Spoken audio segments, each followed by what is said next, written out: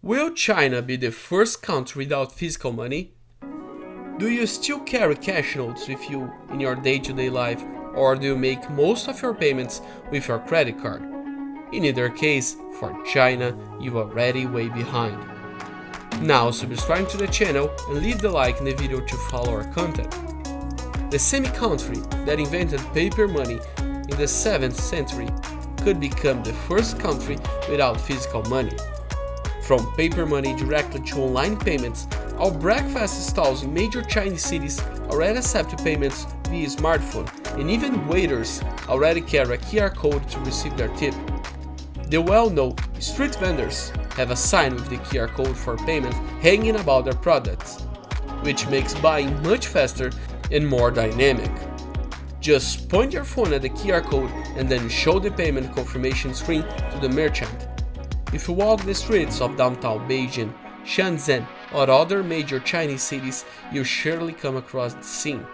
Chinese in street stalls buying your breakfast, a pack of cigarettes, or renting a bike, and paying with your smartphones. All the establishments already have a QR code exposed next to their products. And all the customers need to do is point the camera from the phone to the code and the payment is made. Simple as this. No queues, no notes, no coins falling to the ground or lost in your wallet. In addition to street stalls, restaurants, and bars in general, most services in China also use digital payment. Bicycles spread through the city can only be rented via smartphone, costing 50 cents an hour. Taxi drivers in Beijing too. The waiters in the restaurants already have their own code hanging from the apron to receive tip, and even beggars are being seen with QR code signs to receive a few bucks from passers-by. No excuse for not helping. Both sites still accept cash, but give preference to payments through the famous app WeChat and Alipay, the main online payment platforms today. With its popularity growing steadily, online transactions already account for 60% of purchases. In China, in 2016, the volume of payments made via smartphone reached $5.5 trillion, an extremely significant number that may soon indicate that China could soon become the first country without physical money in the world. The phenomenon also occurs in other places of the world, with its own characteristics. The term cashless, that is without money, already appears on a recurring basis in European countries with high rate of social development such as Sweden and Norway. Both countries are fairly close to totally abolishing money in their physical way, with most purchases being made through credit or debit cards.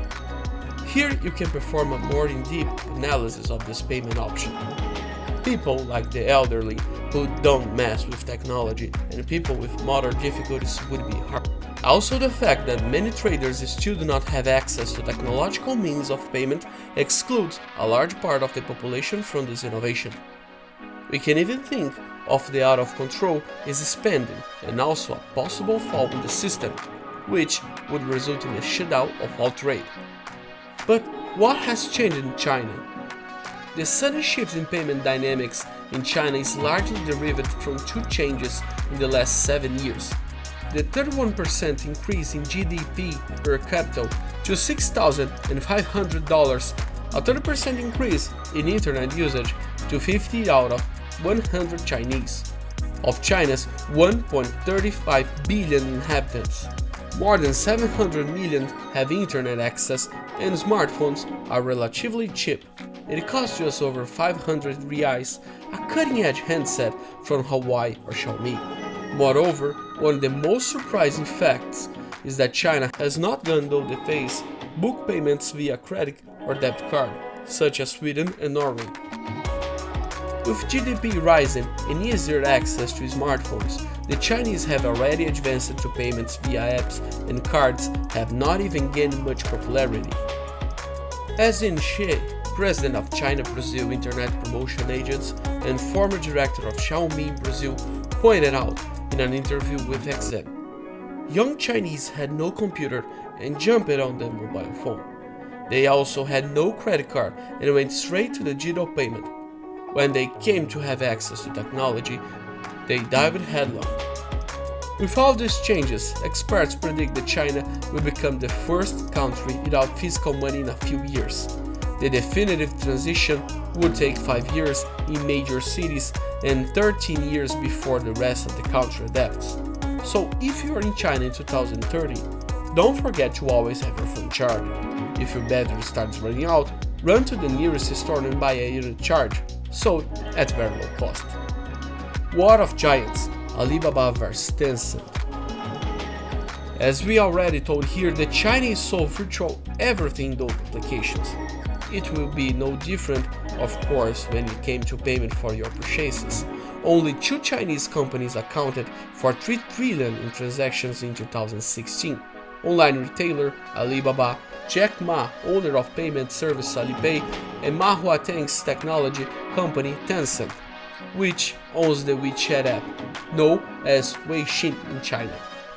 Launched in 2011, WeChat is based on a WhatsApp and Twitter style messaging system, but allows its 889 million users to buy airline tickets, locate a restaurant, find a boyfriend, schedule a doctor's appointment, check air quality, amongst several other functions, all in the same app. Since 2013, users can also make payments through WeChat Pay, a kind of virtual wallet with the app. The growth of Tencent, owners of WeChat, is due to its incredible dominance of the mobile audience in China. 55% of the time that the Chinese spend on mobile is spent in some of the company's application, QQ, WeChat, and others. And having an app always on hand makes it much more convenient to pay for your purchases in the offline world with a simple tap on the screen. Despite this, the Alibaba network still leads the Chinese market with a 54% share in digital shopping, both in online and physical stores. That is $2,921 a year spent by each of Alipay's 450 million users. WeChat owns 37% of the market, and the amount spent per user in 2016 stood at $1,526, a 168% growth in 1 year. In a fierce competition, both companies continue to invest in news for their applications.